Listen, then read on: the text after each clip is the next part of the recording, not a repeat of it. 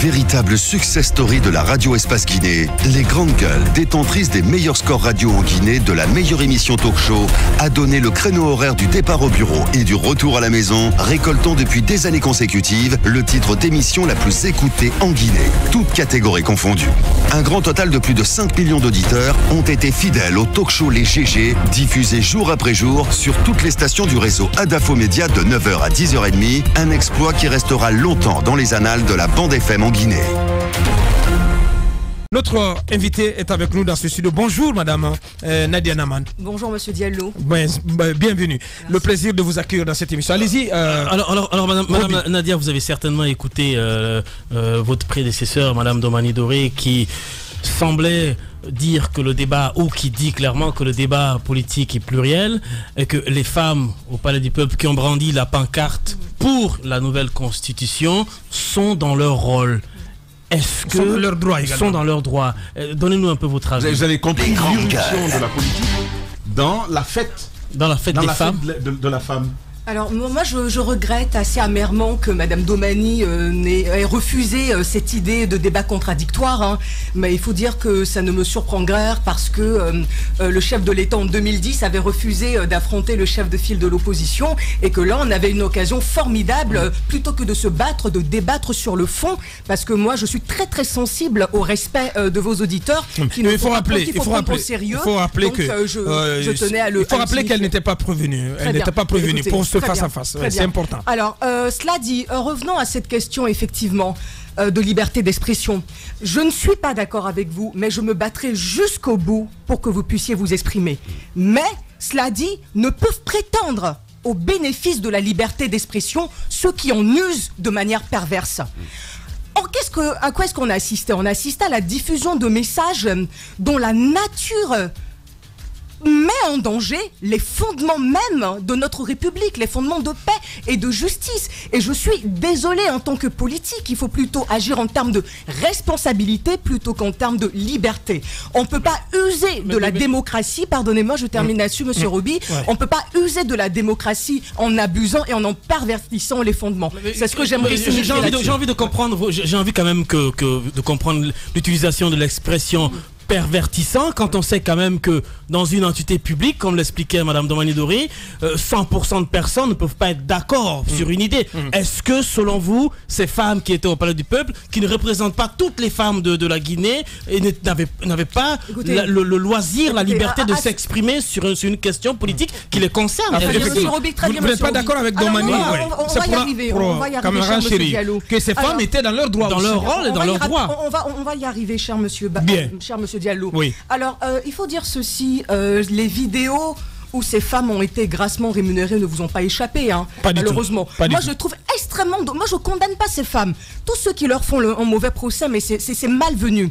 Je leur en veux pas, il faut se garder de toute condamnation définitive vis-à-vis de ces femmes. Leur ignorance est exploitée, leur misère est exploitée, et leur naïveté, pardonnez-moi, leur naïveté, Monsieur Onnier, leur naïveté est également exploitée. Moi, je ne condamne absolument pas ces femmes, c'est plutôt des personnes, parce qu'elles font office de bouc émissaire, hein. On a des personnes, des maîtres d'œuvre tapis dans l'ombre, confortablement assis, qui tirent les ficelles, et c'est d'une lâcheté extraordinaire. Ces femmes-là sont nos mamans, et il est de la responsabilité des partis politiques que nous sommes de faire œuvre de pédagogie vis-à-vis d'elles, pour leur expliquer à quel point le projet qu'elles portent est porteur de germes extrêmement dangereux pour la quiétude de ce pays, et cette République est déjà faible.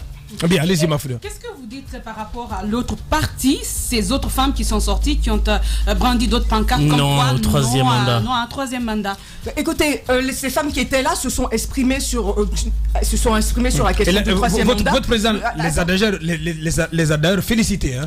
Et là, c'est dans les dialogues. Oui, parce que là, il fallait, écoutez, c'était à mon sens fondamental de montrer à l'opinion publique nationale et internationale que ces femmes qui étaient présentes ne représentaient aucunement la moitié, les plus de 50%. Ce que j'aime dans votre propos, si vous permettez, les gars, celle-là aussi ne sont pas dans leur rôle.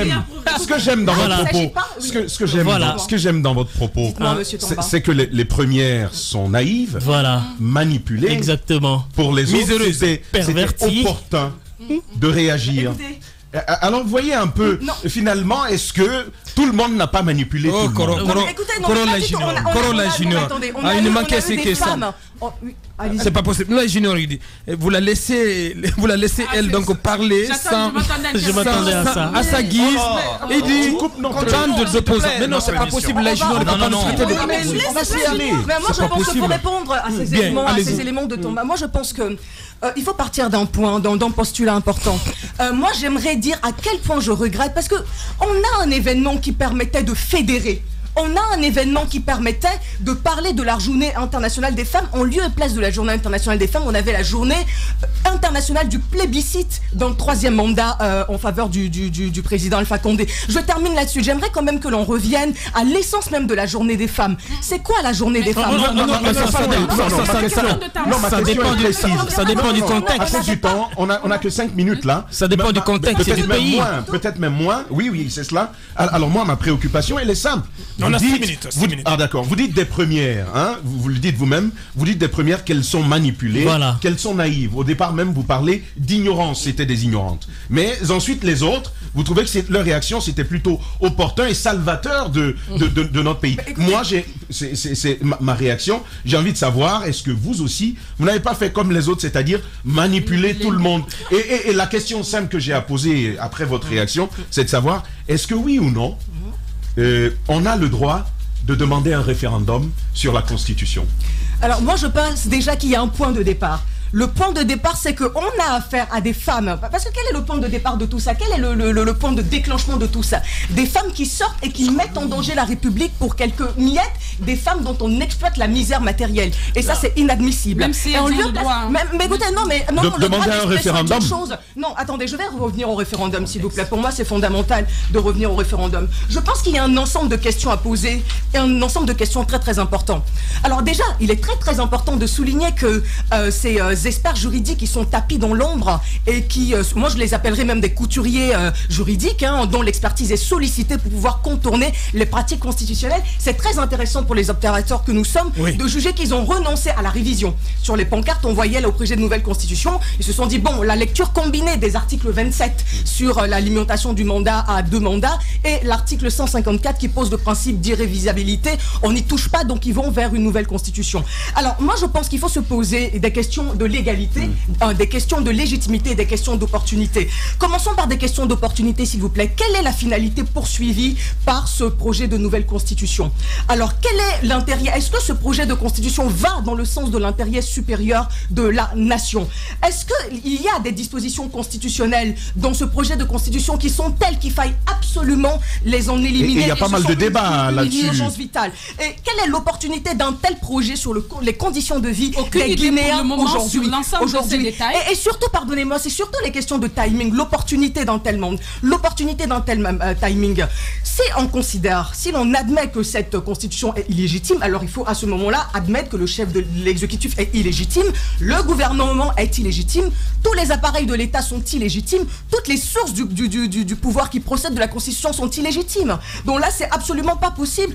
On a affaire, sur la légalité. Et donc, dans ce cas, vous mettez tous les politiques dans le même panier. Alors, sur les éléments de l'égalité, pardonnez-moi, laissez-moi terminer. Alors, sur les éléments de l'égalité, il est important de noter, de faire appel à 2 instruments internationaux, régionaux, 2 instruments africains qui garantissent le principe de l'alternance du pouvoir. Parce que l'alternance du pouvoir, c'est la respiration de la démocratie. Je vous fais noter qu'à l'époque, en 2003, on avait le FRAD, le Front républicain pour l'alternance démocratique. Et en tête de peloton de cette plateforme, de cette coalition, on avait le RPG Arc-en-Ciel qui se battait corps et âme. Le RPG à l'époque. Le RPG, absolument, qui se battait corps et âme pour la survenance d'une démocratie, pour l'état de droit et parce que l'alternance se fasse. Donc c'est moins la volonté de la légalité, de la légitimité que de la volonté de se maintenir au pouvoir ad vitam aeternam. Et je terminerai en évoquant 2 instruments régionaux très importants, si vous le permettez, assez vite. La charte africaine. Mais je voudrais que vous souligniez également la souveraineté des nations, des États face à toutes ces conventions. Parce que c'est important. Conventions qu'elles ont signées et ratifiées. Oui, même si on a signé et ratifié. Signé et ratifié. Oui, Mara, il y a la souveraineté. Bien. Merci beaucoup pour la formidable perche que vous me tendez. Parlons de souveraineté. Parce que qu'est-ce qui se passe maintenant? on remarque que l'ère des manipulations inélégantes des constitutions est révolue. Maintenant, on est plutôt soucieux d'un vernis de l'égalité.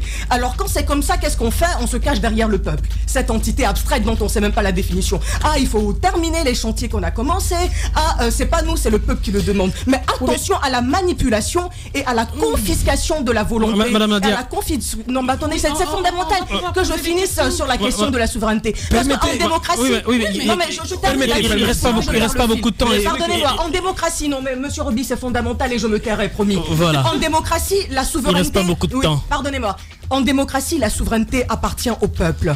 Mais force est de constater que ce peuple n'est pas en mesure, très malheureusement, d'exercer en toute liberté cette souveraineté parce que les élections ne sont ni claires, ni transparentes, ni sincères et que le jeu démocratique est biaisé par la fraude, par la corruption et par les irrégularités électorales.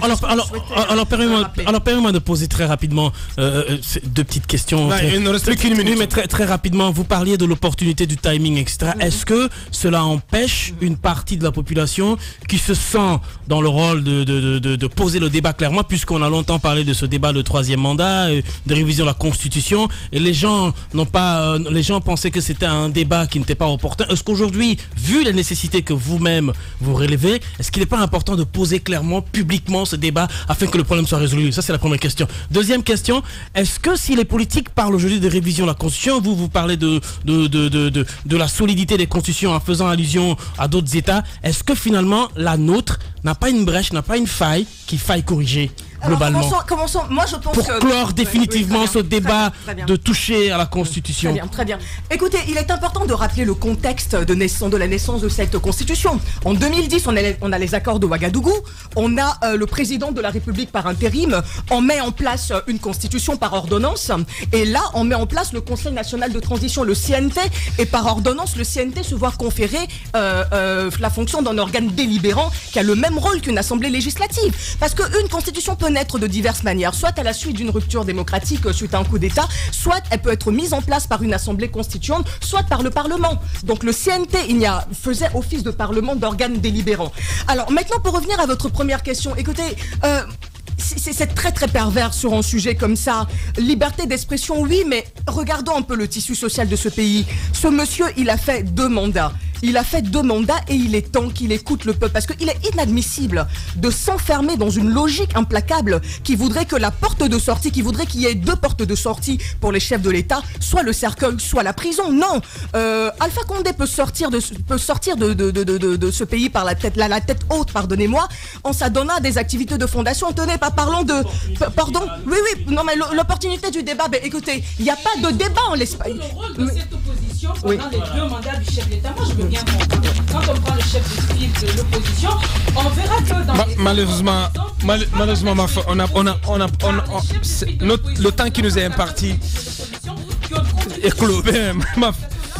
Non, chère madame. Malheureusement, le temps qui nous est imparti est clos. Oui, en 30 secondes, s'il vous plaît. Mais on ne peut pas faire ce procès à l'opposition qui, depuis 2010, a payé en lourd tribut de manifestation en manifestation à exiger le respect des calendriers électoraux, à se battre pour que les élections se fassent à bonne date. Mais quand on est dans un pays censé mettre un état de droit et que le calendrier électoral dépend de l'humeur du chef de l'État, qu'est-ce qu'on fait? L'opposition aussi se bat. Mais dans cette affaire de 3e mandat va bien au-delà de l'UFDG. J'en appelle à une union sacrée. Tous les partenaires qui peuvent se coaliser. Il est temps de faire taire nos divergences, de se lever, de dire non au 3e mandat pour éviter que ne triomphe la médiocrité, pour éviter que ne triomphe... Bien, Madame Nadia Naman, elle est chef de cabinet du président de l'UFDG, elle était notre invitée, le temps était court. Ce que nous allons faire, c'est de remettre ce débat et on va la réinviter dans ce studio pour une interview beaucoup plus en profondeur. Et ces questions, on termine là-dessus. Pourquoi Macky Sall a changé la constitution pour ramener le septennat au quinquennat et pourquoi Jacques Chirac a changé la constitution en ramenant le septennat au quinquennat? Là, c'est un leader politique qui pose ces questions. Lansana Conté ne crame pas en enfer pour tripatuer la constitution. On termine là-dessus. Merci à vous, Madame Nadia Naman. Merci d'être passés par ici ce matin. Merci à toute notre équipe de réalisation. Mamoudou Kondé, le colosse du côté de la télé. El Maestro, Mohamed Gabi du côté de la radio. À notre équipe de cadrage également. Grand merci. Nala Sidibé, notre ingénieur du son. On remet ça demain matin dès 9h. Portez-vous bien, au revoir.